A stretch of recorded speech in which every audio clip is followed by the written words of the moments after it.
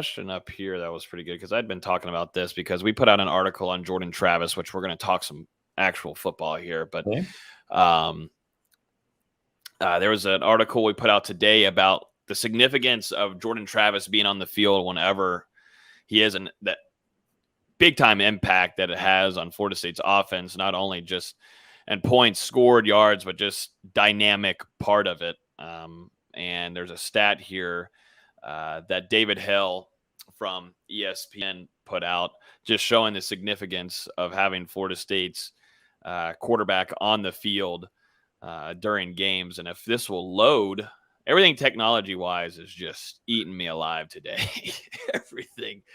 I believe it goes from 4.5 yards per play to 6.5, if I'm correct. It will load here eventually. Just my computer doesn't want to do anything. Now I've got all black screen. I don't even know if I'm in StreamYard anymore. But I can hear you, though. Gotcha. All right, there you are. But yes, so it was over the past two seasons, Florida State has averaged 6.5 yards a play when Jordan Travis is on the field and 4.5 when he's not on the field. And I know there's a lot of conversations this offseason just continuing to harp down. I think we're just like, we're in May and into June. We're just going to find every little bit to complain about. And this month it has been Jordan Travis, and a lot of fans just once again just holding down on Jordan Travis and being just this awful quarterback for production alone and getting them down the field, which I'm seeing a major problem with as last year being his first start. Definitely in his last, 6 or 4 games, playing really well football for a guy that was also injured for a majority of the season. That's something that if you want to give a knock on Jordan, his durability is something that really, really hurts him. It hurts the team just because having him out there changes the game. And, you saw him a little bit last year play more of a safer role and take care of his body. But, you lose them very, very, very early in the first quarter for a good amount of the game against Florida. He's able to come back, but just things don't look right. But his durability is what hurts him. But whenever he's out on that field fully healthy, could you imagine, a fully healthy season with Jordan Travis, 12 games?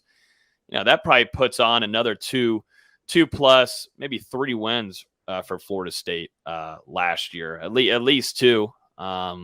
And, that's a ball game. But if you're able to add that into this next season where, that's your solidified guy going into a full year 2 with him, you feel really good. I thought that was pretty significant going from 4.5 yards per play when he's not on the field to 6.5. That's a pretty big margin there, in my opinion.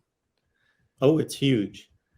It is a big difference. So I'm looking at 2020 and 21. So that is another way to phrase that. 6.5 yards per play with Jordan Travis and 4.5 with Mackenzie Milton, which of course he wasn't there in 2020. But how much did Jordan Travis not play? They only played a 9-game season in 2020.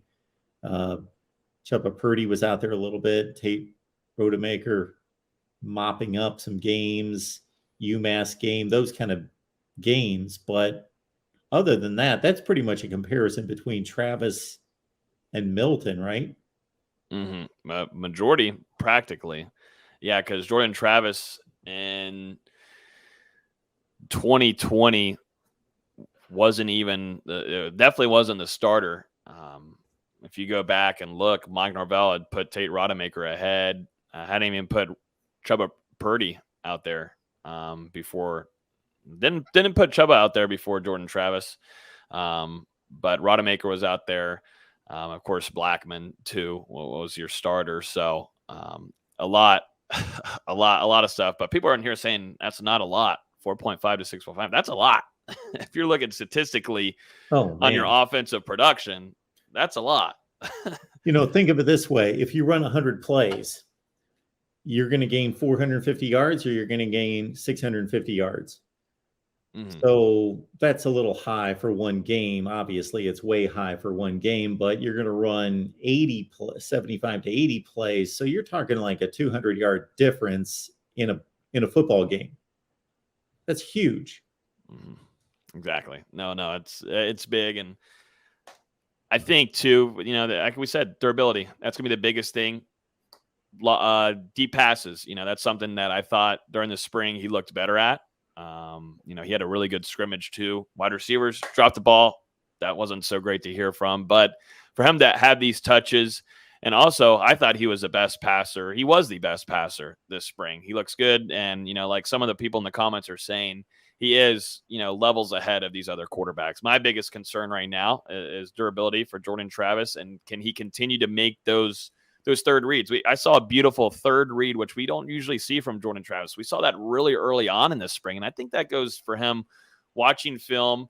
I think he's built his chemistry. He's got his guys with Malik McLean. Those two connected very well, and you're trying to build some more chemistry. You're going to now have Trey Benson from the in the backfield there, but he's not going to be a bigger threat in the passing game than maybe Lawrence Toafili is. But for Jordan Travis to develop, I think you got to work on those big time reads and continuing to stay in the pocket, which he did last season. This wasn't an antsy guy that we saw his first season whenever he was thrown in there to play.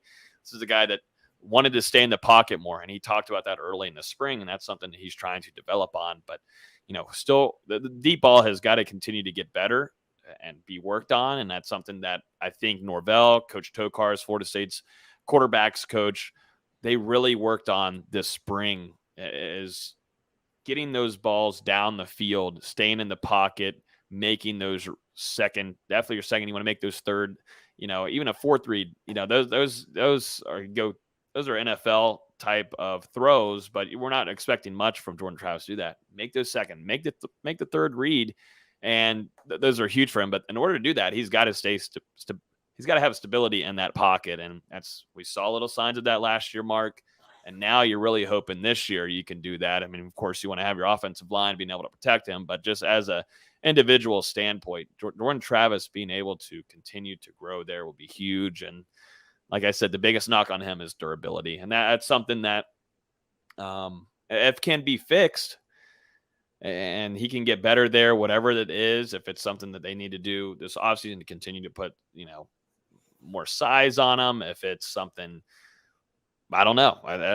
We let the smart people do that. All those science people let them do that stuff in the locker room, and they figure out a way to do it all. But everybody gets the gist. Durability has got to be better there for JT